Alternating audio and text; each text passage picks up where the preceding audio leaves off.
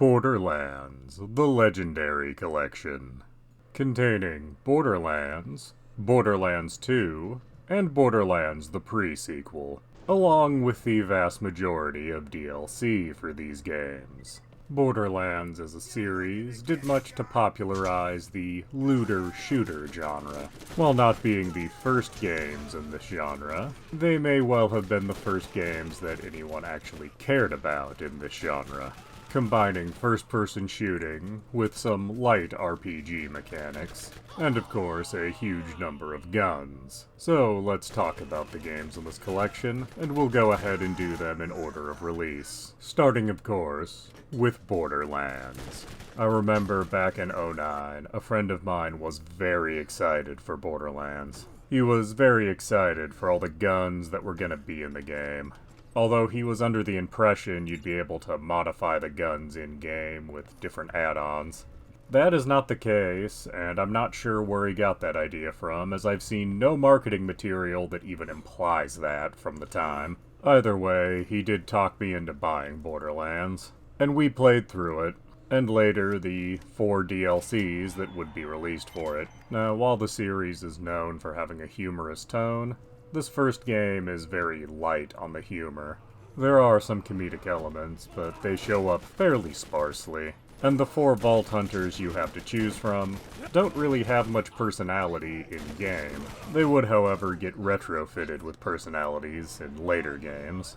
Oddly enough, there are character mechanics in this game that are completely forgotten in later games, with each of the characters having bonuses to particular weapon types, and characters becoming more skilled with different types of guns as they use them. And while this was an interesting idea, it does lead you to start ignoring weapon types that you haven't been using throughout the game. Cause yeah, you just found a great submachine gun, but you've been using nothing but assault rifles up till now, and you just don't want to give up the bonuses you've earned. So I can understand why this mechanic did go away. Other ideas would see further refinement in later games, like the branding on particular guns meaning a lot more in later games. But all the basic ideas for Borderlands are present here. A campaign you can enjoy single player, or with up to 3 other people. Decent shooting mechanics. 4 characters with distinct skill trees that make them feel different as you level. And vehicles that are horrible to drive and control. For some reason, this issue will never be fixed in any Borderlands game. This game also set up boss fights being kind of disappointing, at least for the base games, as they hype the destroyer up quite a bit, and then you can just kind of hide in the corner and shoot one of its tentacles, and it's over. Back in '09, I expected a little more. My thoughts on that have not changed. So Borderlands had a lot of good ideas that needed refinement, and Borderlands 2 would absolutely refine all of those ideas. Borderlands 2 would bring us back to the planet of Pandora, and it does deal directly with the fallout from the events of Borderlands 1. You have 4 new characters to choose from, plus another 2 from DLC. The 4 in the base game all being very similar to the characters from the first game, but they aren't quite identical. More kind of variations on themes. In a lot of ways, this feels like a bigger version of the first game, with the zones being larger, and also more varied in their appearance. The humorous elements, or at least attempts at humorous elements, are ramped up considerably.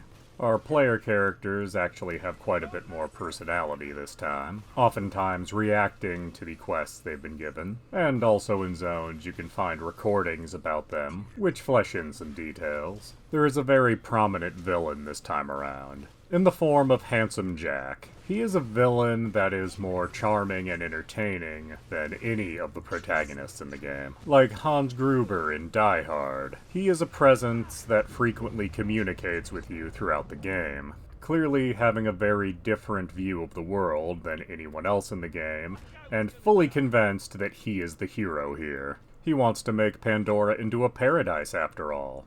And he wants to do so by completely wiping out anyone that's already on Pandora. We find out through the course of the game that he has a history with the Vault Hunters from the first game. Apparently he was doing a lot of things behind the scenes. Odd that none of this was mentioned or even hinted at in the first game. As mentioned earlier, the Vault Hunters from the first game actually get personalities in this one, with 3 of them working hard to fight Jack, and one of them went off to do his own thing and be king of the bandits. This collection does include most of Borderlands 2's DLCs. However, it is missing one. It does not contain the final DLC, the Fight for Sanctuary, which was released fairly late into this game's life, and serves as something of a bridge between Borderlands 2 and Borderlands 3. Why it was not included in this collection, I do not know, and cannot find an answer for that. One element that I think gets overlooked in Borderlands 2 that I really appreciated is that very late in the base game, you go back to some of the areas from the original Borderlands, and it's not treated as being a big or important moment, and I knew people that played this game that completely missed that that was happening. But it was a little element that I really appreciated. The last game in this collection is Borderlands the Pre-Sequel. It's called the Pre-Sequel because it takes place between the events of Borderlands 1 and Borderlands 2. It also takes us off of Pandora. Instead, most of the game takes place on the moon of Pandora, and because of that, there are some changes in this game. You have a piece of equipment so you can breathe in areas with no atmosphere. Gravity is lower on the moon, so you can jump really high, and you can use some of your oxygen to jet around to a limited extent. Also, the bad driving that Borderlands is pretty famous for hits a new level of bad in this particular game. Because frequently through the game, you have to make jumps to get places. You have to do this in vehicles, and if you fail these jumps, you go into a death pit. Doing these jumps in your vehicles is the #1 thing that will kill you in this game. Those jumps are a bigger threat than any enemy you will ever encounter. You again have 4 new characters to choose from in this game, and 2 more from DLC. And while I think the base characters here are still derivative of the first game, they are like if you took the ideas for the characters in the first game and skewed them in a completely different direction. So Wilhelm, for example, fills the role of the soldier/commando, but goes about it in his very own distinct way. This game is almost entirely about how Jack came to be who he is in the second game. As right from the start of the game, you're dealing with Handsome Jack again. Or just a Jack at this point. And you can definitely see the seeds of who he's going to become in Borderlands 2, but he hasn't quite been driven to a point that will necessitate him becoming the villain he is to become.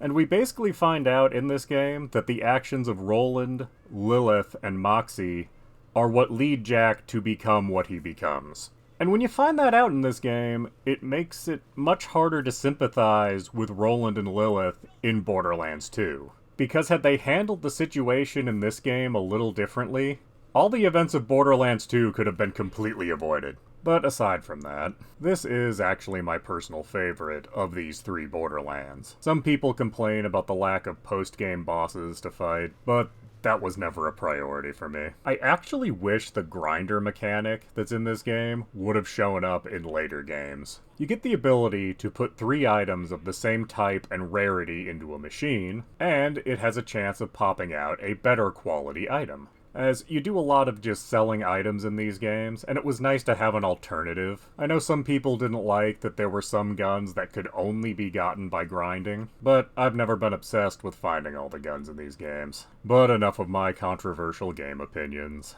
Overall, this is a pretty great collection. It doesn't have a huge number of games in it, but all 3 games on offer are fairly long, especially when you include their DLCs. And it doesn't hurt that these games all play together to kind of tell one big story. Sadly, these games do represent the high point of the Borderlands series, as the Borderlands series does continue to go on, but later games are mixed bags, to say the least. Maybe we'll talk about those games some other time. Please do subscribe, comment, like, and tell your friends.